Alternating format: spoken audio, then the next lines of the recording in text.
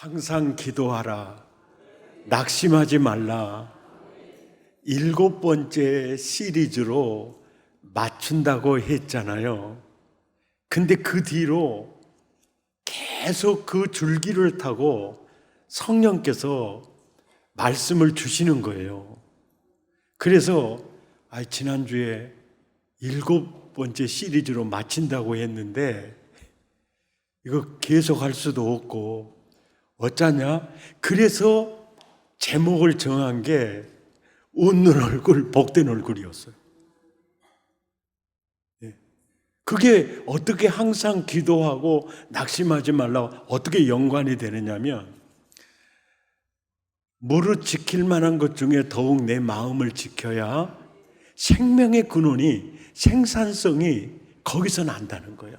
건강이 거기서 난다는 거예요.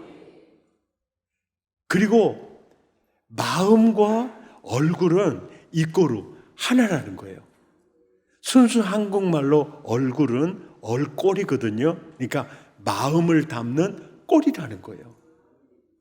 그러니까 웃는 얼굴, 그 얼굴이 복된 얼굴인데 그 얼굴을 자꾸 사탄이요, 그 마음을 늘 흔드는 거예요. 그렇기 때문에 이래서 하나님이 항상 기도하라고 하셨구나. 아멘입니까? 그 내용을 말씀을 하게 됐죠. 오늘은 10번째고요. 그러면 궁금한 게 그거죠. 과연 이 설교가 몇 번째까지 갈 건가? 예수님의 이스라엘 지파가 몇 지파지요? 12지파죠. 어떻게 그렇게 잘하세요?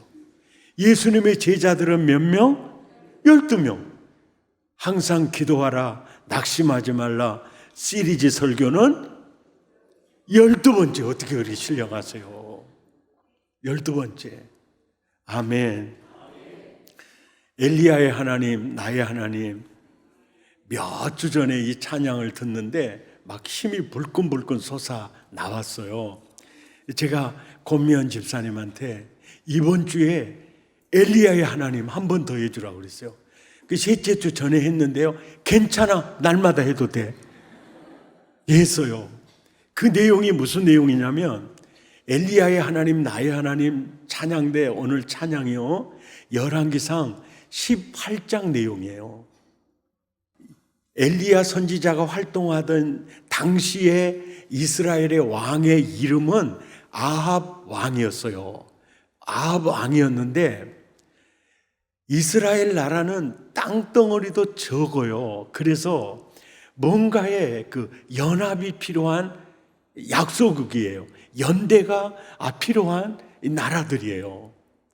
그러다 보니까 아합 왕이 북쪽에 어떤 왕과 이렇게 연대하기를 원했느냐면은 그 왕이 질적으로 안 좋은 왕이에요. 왜냐하면 그 왕은 바알 제사장인데 당시에 왕이 약한 것 같으니까 왕을 죽이고 왕을 도둑질한 아주 나쁜 왕이에요. 그렇게 해서 왕이 됐거든요. 그 딸이 이름이 성은 이씨고 이름은 세벨이거든요. 세버렸어요, 아주. 이세벨. 그냥 성도 없고 그냥 이해하기 쉽게 하려고 이세벨이에요. 그래서 정략적으로 그 이세벨을 아합 왕이 이렇게 왕비로 모시는 겁니다. 이렇게 오면서 바알 제사장이었기 때문에 아버지가 바알이라는 신은요, 달신으로서 하늘에서 비를 내려서 농사를 풍년들게 한다라는 것이 그 종교가 전하는 복음이었어요. 그래서 바알 선지자 450명과 아세라 선지자 같은 그룹이거든요. 850명이 그 전라북도만한 땅덩어리에 이 성경을 펼치니까 이스라엘 백성들의 마음이 여호와 하나님에게서 바알에게로 다 넘어가 버리는 거예요. 그럴 때 엘리야가 하나님이 정말 비를 내리시는 것인 줄을 보여주세요. 그래서 하늘문을 닫아주세요. 그래서 3년 6개월 동안이나 비가 내리질 않아요. 3년 6개월이 지난 다음에 엘리야 선지자가 아합 왕에게 말해요. 지금 국내에 있는 바알 선지자 450명과 아세라 선지자 400명을 갈멜산으로 다 모으시오. 그리고 제단을 쌓고 번제물을 위에 올려놓고 그들은 바알에게 기도를 하고 나는 여호와 하나님께 기도하겠소. 살아계신 하나님이 불러서 응답하실 거요. 그래가지고 이 결투를 한 거예요. 그래 결국은 바알 선지자들이 계속 제단을 쌓아놓고 번제를 올려놓고 그러니까 엘리야가 옆에서 너의 신이 출장 갔는갑다. 그러면 그리고 한나절이 지났어요. 아마 너희 신이 주무신갑다. 그러니까 하면서 이렇게 하는데 이제 해가 뉘엿뉘엿져 가요. 그럴 때 엘리야가 됐다고 막 자포라 그러는 거예요. 그리고 이제 자기가 제단을 쌓고 번제물을 올려놓고 하나님께 기도를 할 때 바로 불로써 응답하신 거예요. 아멘입니까? 그래서 갈멜산에서 쌓은 번제물을 불로써 태워버린 여호와여, 갈멜산 제단 위에 불로써 나타나신 엘리야의 하나님, 그 많은 무리들이 모인 곳에 불로써 나타나신 여호와, 눈물로 울부짖는 엘리야의 기도에 불 내려 응답하신 여호와의 하나님, 그 하나님은 나의 하나님. 이게 오늘 그 찬양이었어요. 그리고 이제 갈멜산의 멋진 이제 승리를 경험한 다음에 바로 이제 시작된 내용이 오늘 본문 19장 1절부터예요. 그런데 우리는 흔히 큰 기도 응답을 받고 난 후에 첫째로요, 안일에 빠지는 경우가 있어요. 또 영적 교만에 빠지는 경우도 있어요. 그리고 예상하지 못한 상황이 벌어졌을 때나 응답이 흡족하지 않은 결과가 나타날 때 낙심에 빠지는 수가 있어요. 이게 큰 기도 응답을 받고 난 다음에 다 안일에 빠지는 것도 아니고 다 교만해지는 것도 아니고 또 다 낙심에 빠지는 게 아니에요. 그런데 큰 기도 응답을 받고 난 다음에 이런 경향들이 누구에게나 있어요.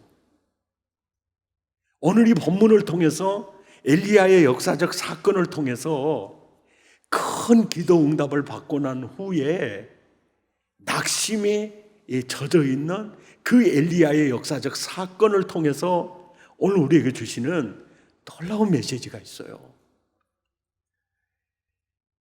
전혀 예상치 못한 상황이 큰 응답을 받고 난 후에 벌어지기를 시작을 하는데 1절, 누가 아합 왕이 엘리야가 행한 모든 일과 그가 어떻게 모든 선지자를 칼로 죽였는지를 이세벨에게 말을 해요. 이럴 때 어떤 목사님들은 설교할 때 바알 선지자 450명과 아세라 선지자 400명을 죽였다, 이렇게 설교하시는 분이 있어요. 이렇게 설교하시는 분은 무엇을 근거로 하느냐면 아합에게 엘리야가 바알 선지자 450명과 아세라 선지자 400명을 갈멜산으로 불러주시오, 이 말을 할 때 450명과 400명, 그래서 850명이 얘기가 나오는 거예요. 그런데 실질적으로 하나님께 기도했을 때 불이 내려서 번제물을 태우고 응답받았을 때 그 현장에 있었던 선지자들은 바알 선지자 450명이었어요. 그러니까 바알 선지자 450명을 진멸했다, 이렇게 말씀하시는 목사님들은 근거를 뭐냐면 그 현장에 있는 것을 근거로 들어요. 그래서 제가 850명이라고 했다가 450명이라고 했다가 이것은요, 이런 연유에 의해서 말을 그렇게 한 것으로 이해해 주시기를 바랍니다. 무슨 얘기인지 아시겠죠? 그래서 450명, 850명 이게 자꾸 헷갈리게 이게 등장을 하고 있는 겁니다. 그래서 갈멜산에서 아합 왕이 엘리야와 바알 선지자 450명과 불로서 응답하는 사건을 통해서 결투를 해서 결국은 바알 선지자 450명이 엘리야에 의해서 진멸되었다, 이 얘기를 이세벨 그 여자에게 해주니까 2절에 이세벨이요 사신을 엘리야에게 즉시 보내가지고 이르되 내가 내일 이맘때에는 반드시 내 생명을 저 사람들 중에 한 사람의 생명과 같게 하리라. 그렇게 하지 아니하면 신들이 내게 벌 위에 벌을 내림이 마땅하니라 한지라. 이렇게 이제 말을 하는데, 이 말을 할 때 이세벨이 사실은 아합 왕보다 더 권력이 셌어요. 예, 권력이 셌습니다. 그러니까 엘리야가 도망가지 않으면 죽습니다. 이제 그 상황에 이제 놓이게 되는 겁니다. 마귀는 우리의 기도로 큰 타격을 받았을지라도 마귀는요 절대 거기서 포기하지 않습니다. 그러기에 누가복음 18장 1절 시작. 예수께서 그들에게 항상 기도하고 낙심하지 말아야 할 것을 비유로 말씀하시는 거예요. 그 여기서 그러는 거예요. 엘리야야 낙심하지 마, 그 얘기를 하는 거예요. 엘리야야 항상 기도하는 거 너무너무 중요해. 그리고 기도의 응답이 어떤 모습으로 나타나더라도 낙심하지 마라. 아멘입니까? 그 얘기를 하는 거예요. 큰 기도의 응답을 받고 난 다음에 네가 생각했던 것과는 전혀 다른 상황이 벌어질지라도 기도하는 사람은 낙심하면 안 돼.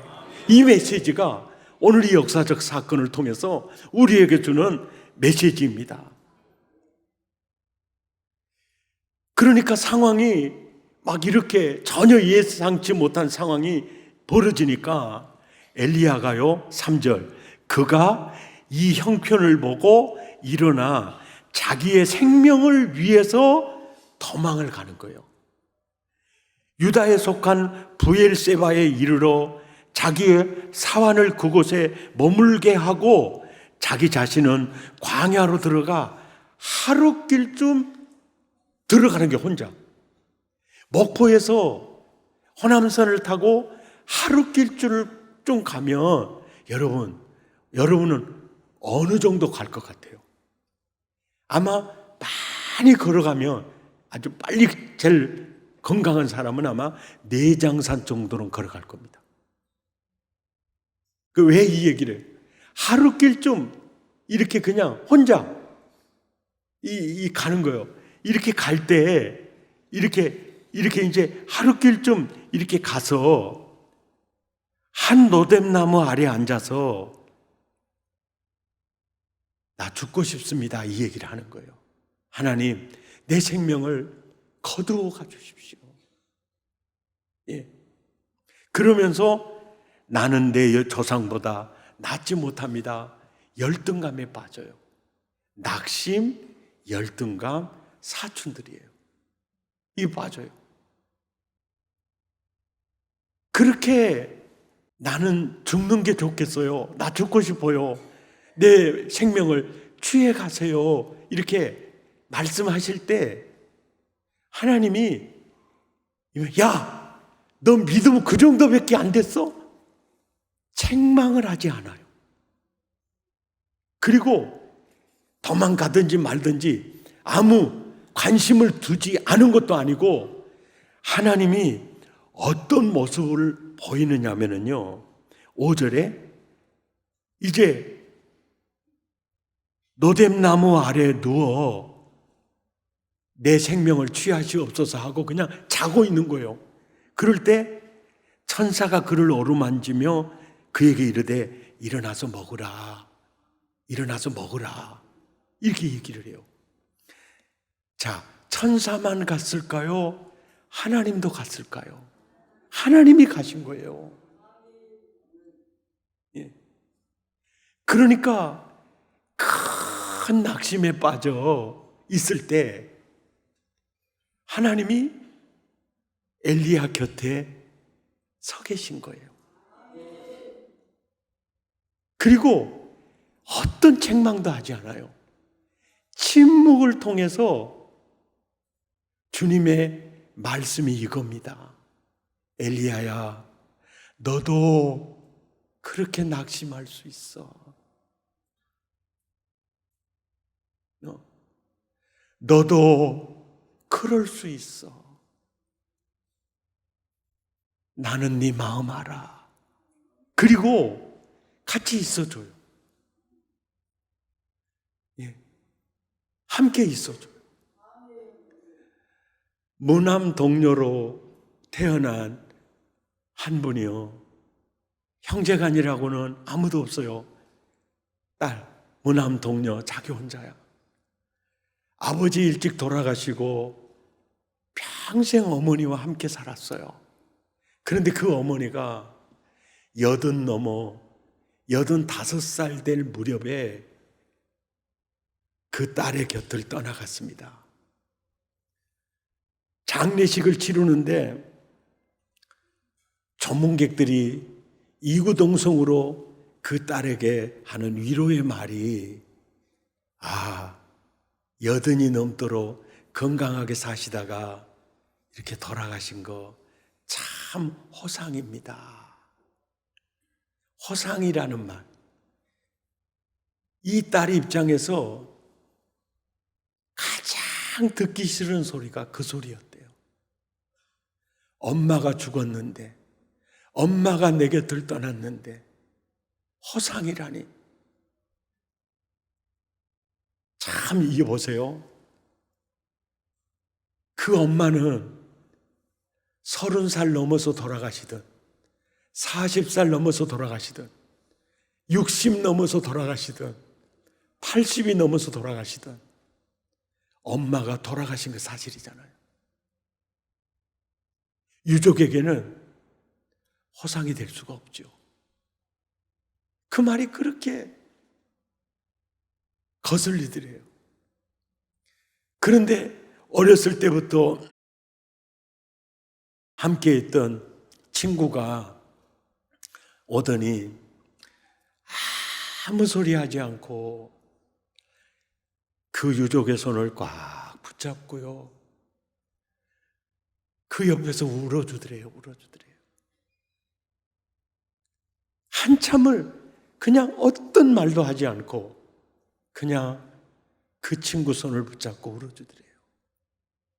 장례식을 다 치르고 난 다음에 그 유족이 하는 말, 그 친구가 나에게는 가장 큰 위로가 되었다. 함께 있어주는 거, 기다려주는 거 굉장히 중요해요. 오늘 이 부분은요, 엘리야가 하나님 나 너무 섭섭해요. 왜 이런 일이 일어날 수 있어요? 사실은요, 통파하기를 시작한 겁니다. 옆 사람한테 한번 물어봐요. 집이도 통파 보셨죠? 통판다는 말을 모르면 땡깡이요, 땡깡. 예. 우리 김창렬 장로님 땡깡 물어보셨어요? 김용렬 장로님은요? 땡깡 안 물어봤어요? 아유, 착하셨네. 김강희 장로님은요? 딱 부려봤을 것 같아. 예. 땡깡 부리는 거예요. 6절을 보세요. 일어나서 먹으라. 이게 땡깡 부르는 엘리야에게요. 5절에는 일어나서 먹으라 그래요. 본즉 머리밭에 숯불에 구운 떡 한 병 물이 있더라. 이에 먹고 마시고 다시 누워 자자. 이게 땡깡이야. 왜냐? 땡깡 물이다가 배고프니까 먹어. 그래 놓고 다시. 이게 땡깡이거든. 그러니까 7절에 시작. 여호와의 천사가 또 다시 와서 어루만지며 이르되 일어나서 먹으라. 다시 깨워요. 8절에 이에 일어나서 먹고 마시고 그 음식물의 힘을 의지하여 40주 40야를 가서 하나님의 산 호렙에 이르니라. 마음에 풀린 거예요. 경북대학교 지리학 교수님인데요. 경북대학교 사회과학대학장을 역임하시고 13대 14대 경북대학교 총장을 역임하신 박찬석 교수님 얘기인데요. 그분이 쓰는 그 한 글 중에 이런 제목이 있어요. 회초리보다 더 아픈 사랑. 회초리보다 더 아픈 사랑이라는 글이 있어요. 이분의 고향은 오지입니다. 오지예요. 그래서 초등학교는 그 오지에 있으니까 초등학교 다니죠. 근데 이 아버지가 어떻게 하든지 아들을 가르치려고 이제 도시에 있는 중학교를 보냅니다. 근데 보통 우리 어렸을 때만 해도 초등학교 동창들이 한 14명 되거든요. 근데 15명 중에서 중학교 지나가는 아이들은요 2명 정도 돼요. 2명. 우리 같은 경우도 그래요. 아마 여기도 그랬을 거예요. 그 이제 중학교를 갔어요. 그 도시의 중학교를 가서 1학기를 마치고 통신표를 받았는데 68등 중에 68명 중에 68등이야. 이거를 들고 아버지에게로 이제 가려고 하니까 이게 캄캄한 거예요. 그래서 면도칼 있죠. 연필 깎는 칼. 그것으로 살살살살살 해가지고 68자를 지웠어요. 그리고 거기다가 1자를 쓸까 2자를 쓸까 3자를 쓸까 10자를 쓸까 하다가 에라까지 그러고 1자를 딱 쓴 거예요. 68명 중에 1등이야. 아버지! 통신표입니다. 통신표를 받아드는 아버지가 우리 아들 1등! 까짓 거 돼지 한 마리 잡아서 잔치하겠다.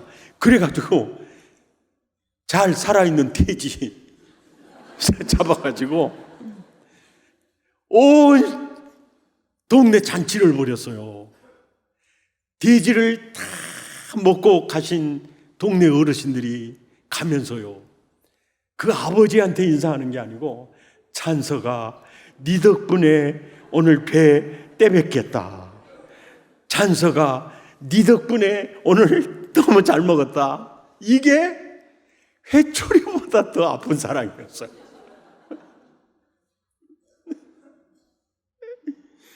그래서 1등. 그래서 죽어라고 공부해가지고요. 교수가 된 거예요. 그 일이 있은 후 33년 후에 너무 아버지 거짓말한 게 너무 죄책감이 들잖아요. 그래서 이제 선물을 바리바리 싸들고 가가지고 이제 아버지한테 가요. 아버지, 제가 아버지께 고백할 게 있어요. 고백할 거 있어요. 33년 전에 저 통신표 68명 중에 저 68등을 이렇게 얘기하니까 아버지가 그러는 거예요. 됐다고마. 나 다 안돼. 나 다 안돼. 됐다고마. 나 다 안돼. 왜 그걸 모르겠어요? 나 다 안돼. 그러면서 기다려주는 그게 어버이예요, 어버이. 예. 알아도 모르는 척. 예. 근데 가만히 보면요, 나를 향하신 하나님도 그래요, 하나님도 그래요. 우리가 지금 이복받아 사는 거요, 하나님 말씀대로 100% 살아서 이복받아 사는 겁니까? 알아도 모르는 척. 그러면 기다려주는 거예요, 기다려. 이 설교를 준비하면서 저희 어머니가 생각이 나더라고요. 6남매 중에 제가 어머니 속을 제일 많이 썩였고 방황하던 시절이 있었어요.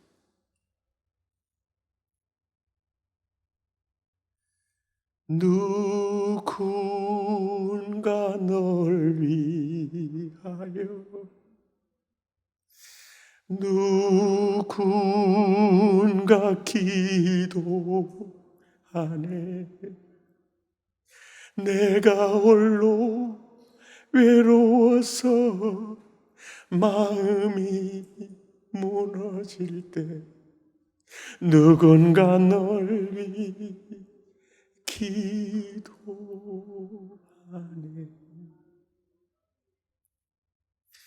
어머니는 나를 믿지 않았어요. 어머니가 믿은 건 어머니의 기도였습니다. 기도를 믿었어요. 방황해도 제자리에 바로 설 것을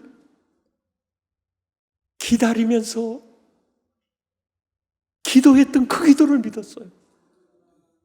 이 예배드리고, 목사님, 제 아이를 위해 제가 1,000번째 예물을 드렸어요. 새벽마다 1,000번째 예물을 드리면서 기도했습니다. 그 권사님의 기도의 제목이요, 교직에 있는 자녀 이렇게 결혼시키는 거였어요.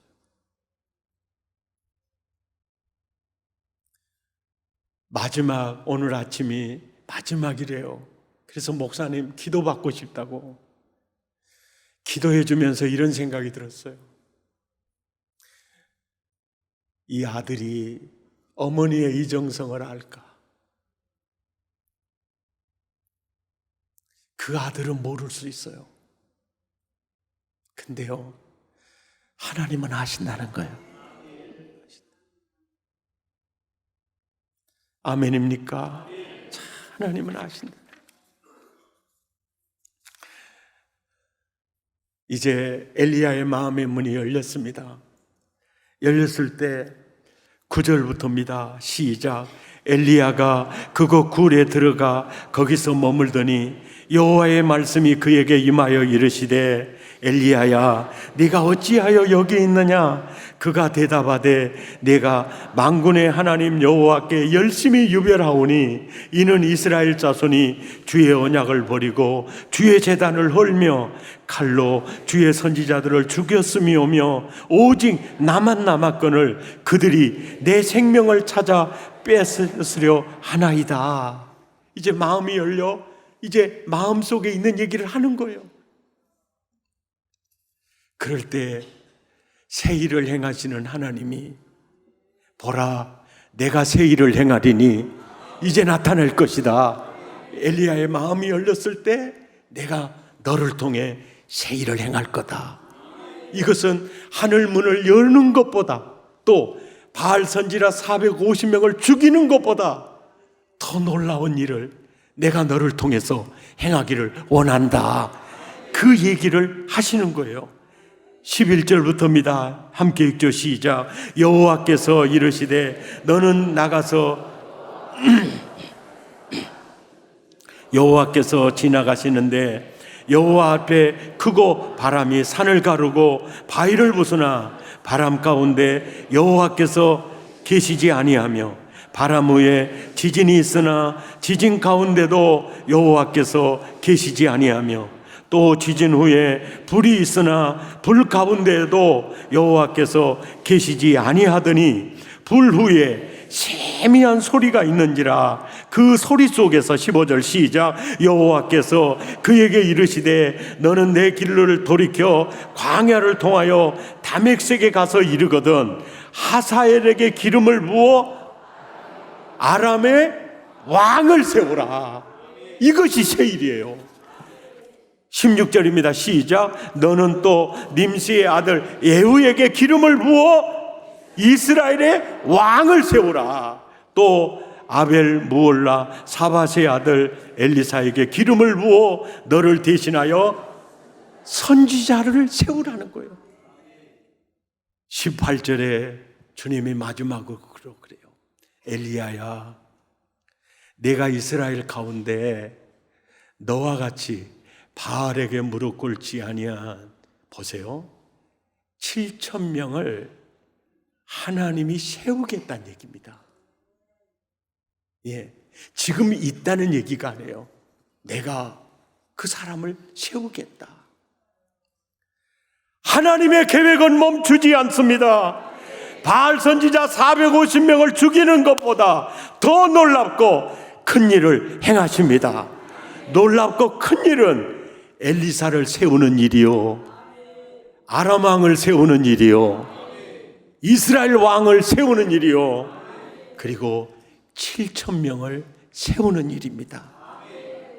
바알 선지자 450명을 죽이는 것보다, 하늘 문을 열어 비를 내리는 일보다 더 중요한 일은 사람을 세우는 일입니다. 사람을 세우는 일. 우리 사랑의 교회가 이거 놓치면 안 됩니다. 사람을 세우는 일. 나는 우리 교회 부목사님들이요, 다 나보다 더 탁월한 지도자가 되기를 원하고 있습니다. 나보다 더 탁월한. 할렐루야. 나보다 더 탁월한 지도자. 저는 우리 주일학교 아이들을 통해서요, 정말 사회 정의를 실현하는 법조계 선교사들이요, 우죽순처럼 일어날 것을 기대하고 있습니다. 천을 먹이고 만을 먹일 수 있는 경제계 선교사들을 세우는 겁니다. 세우는 겁니다. 이게 가장 소중한 일이에요. 아멘입니까? 엘리야야, 죽이는 것보다 내가 하고 싶은 일은 사람 세우는 일이다. 지역을 살리고 민족을 살리고 열방을 이끌어갈 지도자를 세우는 일이다. 할렐루야. 이게 큰일이다. 이게 큰일이다. 어떤 하늘문을 열고 비가 쏟아지는 일보다 더 귀한 일은 지도자를 세우는 일이다. 우리 사랑의 가족 여러분, 우리의 꿈이 이것입니다. 하나님의 꿈이 나의 꿈이 되고, 하나님의 비전이 내 비전이 되고, 지역을 살리고 민족을 살릴 사람 세우는 것, 이것이 우리가 멈출 수 없는 우리의 일입니다. 영혼을 구원하고 영혼을 복되게 하는 일, 지역을 살리고 민족을 살릴 지도자를 세우는 일, 우리 함께 승리합시다. 우리 함께 찬양하겠습니다. 당신이 지쳐서 기도할 수 없고 눈물이 빗물처럼 흘러내릴 때,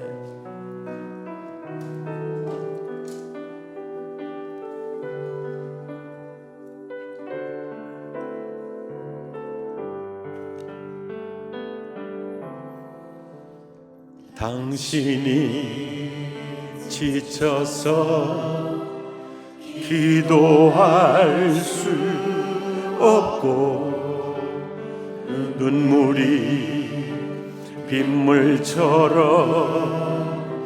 흘러내릴 때, 주님은 우리 연약한 아시고 사랑으로 인도하시네.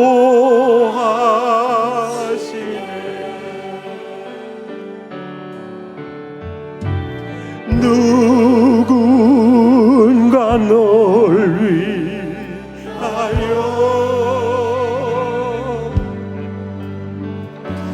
누군 기도하네.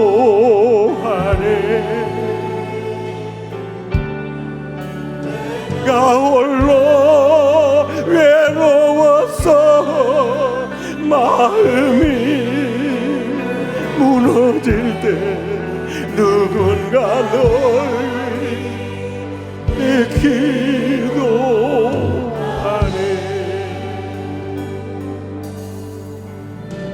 수진이 외로워 홀로 남았을 때 당신은 누구에게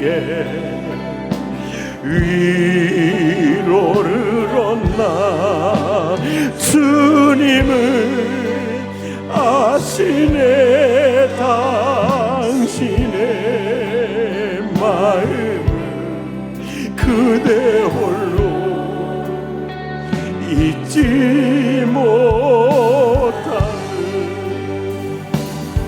아멘. 누군가 널 위하여. 아멘. 누군가 기도하네.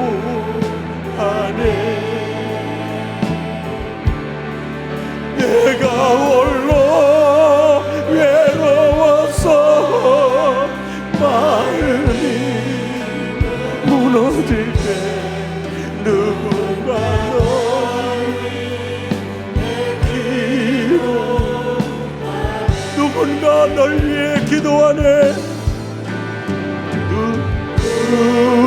누군가 널 위하여. 아멘. 누군가 기도하네.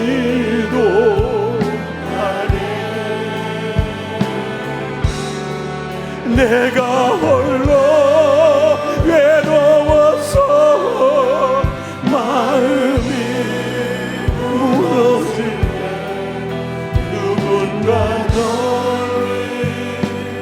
기도하네. 누군가 널 위하여.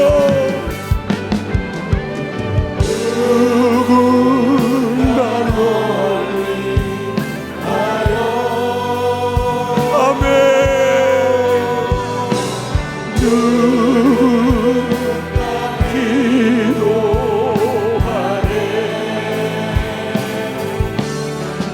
내가 홀로 외로워서 마음이 무너질 때 누군가 널